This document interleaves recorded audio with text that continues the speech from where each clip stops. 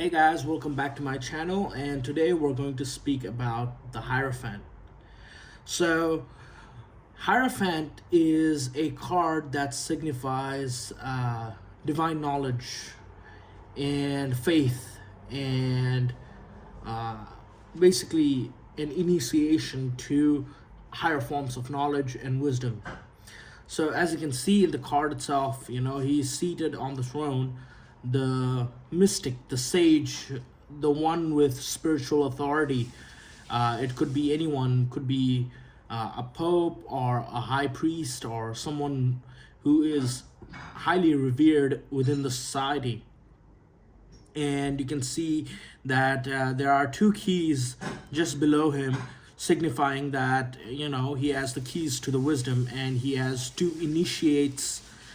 Just listening to him give knowledge and wisdom and some secret hidden knowledge that not many people know about.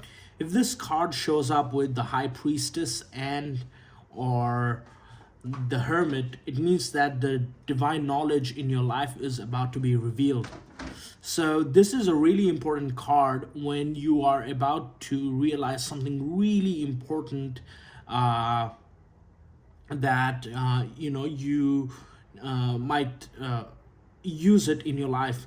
So let's say you are a cloud aspirant and you're trying to get your cloud certification, and you study and your tutor is there and your tutor teaches you, and you pass the exam by giving it your best because your tutor has given you this knowledge that allows you to excel in your life ahead. So you can see this card is actually a bit simple. We're not going to dive too deep into the sage because he might be a sage, he might be a priest, he might be even the pope himself, but the fact of the matter is that he is the keeper of the knowledge, and in your life you are about to receive some divine knowledge and wisdom that was not known to you, and you're being initiated into this knowledge that you need to seek. Also, it is the sixth card on the deck and card number 5.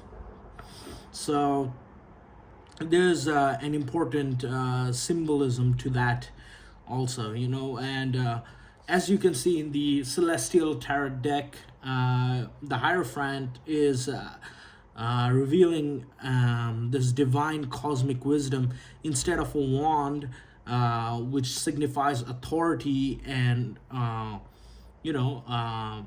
will of the god, and him raising his hand and pointing towards the sky or the heavens. He has a book instead, and he is foretelling the knowledge that has been kept secret to his two disciples. And he is really seated on the throne, and you can see the sky, cosmic sky behind it. That means that he has some divine cosmic knowledge or wisdom that he is speaking for his two initiates down below. And here in the Christian tarot deck, you can see it's a little bit different. It is more like the Pope. I mean, this is the Pope, right? I mean, just by looking at his dress. He is his disciples are naked and bathing. Let's say they're probably about to be baptized or something like that, and he is about to cleanse them off of their sins, probably. That's why they're joining their hands and worshiping towards the Pope. And instead of pointing to the sky, the Pope is pointing towards what is in front of him. And so these people are being cleansed off of their sins, being baptized, and them accepting the true Jesus Christ, who is the Lord himself. And the weird thing about this card is that there's someone behind the scene that has a cap of cardinal staring behind, like looking towards the Pope. So I'm not too sure what the meaning of this is, but this is probably that, like, this is an extreme method of cleansing people off of their sins, and the people are really small too. So the size difference alone shows the difference in the intelligence and wisdom and status of both of them. And instead of two, there are three people. So the thing is, they're being cleansed off of their sins, and they are being initiated into a higher wisdom, and really synchronizing with the philosophy of Christianity. Now, for the Oracle Starseed deck, it talks about the blue flame, spontaneous awakening, activation, integration time. Let's read. This is the card of awakening and energetic upgrades. Perhaps you're going through a period of spontaneous awakening, receiving visions and having experiences that are out of the ordinary. In the West, little is known about the process of spontaneous awakening. It can feel very scary when we are going through it alone. Elsewhere, they can be seen as an auspicious experiences with those going through them because it's treated with tender care. The blue beings are thought of to be activating beings with great potential for healing and upgrading our cellular structures. They appear in moments of extreme awakening, activating a physical kundalini awakening and deep cellular and DNA healing. Many people glamorize the awakening process. However, in reality, it's much more messier and more difficult than most of us believe. We must first let go of what we think of what we know for sure, and how we make sense of the world. This isn't easy. The awakening process, even when it's spontaneous, takes a considerable amount of time to integrate, and awakening without integration can leave us feeling ungrounded. If you're in the midst of an awakening, the process never ends. Treat this time as deeply sacred and give yourself ample space to ground and integrate the extreme changes going through. I allow myself to surrender to the awakening process that's right for me. I take things slowly and integrate my experience each and every day. Wow, what an important thing to know, Like the spontaneous awakening that they talk about is more like a Satori moment when you have this sudden awakening, as Japanese call it Satori, and you suddenly reach a state that is far beyond your normal comprehension of what human consciousness can provide. There are stories about sages jumping into ice cold waterfall, and all of a sudden they get this Satori moment because it's really shocking to the body, and it was a near death experience because it's under a waterfall and so forth. So this is 100% right, because sometimes in order for you to become a master, you don't really need to grind through again and again and again and again every single day, reading the scriptures book by book, trying to understand what awakening is, and finally when you're like 80 years old, if you truly understand it, and now you can be the master. It's not always how that works, really. Awakenings can be sudden, spontaneous, like a flash of lightning, a thunderbolt, a vajra, you can call it. And what happens is that you get this sudden twisted perspective of life that is beyond the normal human comprehension, and you realize how strange the world really is, and how different everything seems after all of that process, going through that. Now you need to integrate it, and how do you integrate it is by learning and trying to look at esoteric teachings and be initiated by guru to truly ground you properly. Because if you keep on, trying to stay in this awakened state where everything's just uh, bizarre and completely different from normal perspective, uh, you can't really integrate yourself in the world, you see.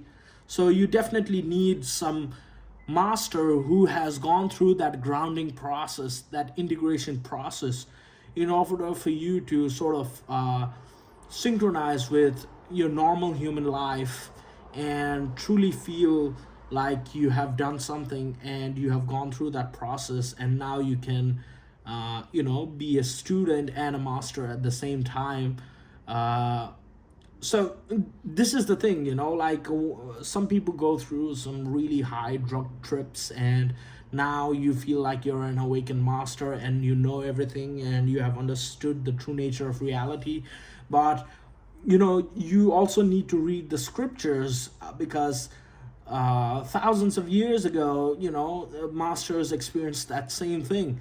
So now you need to relearn it in a different perspective, so that you can truly understand the nectar of the true knowledge that exists.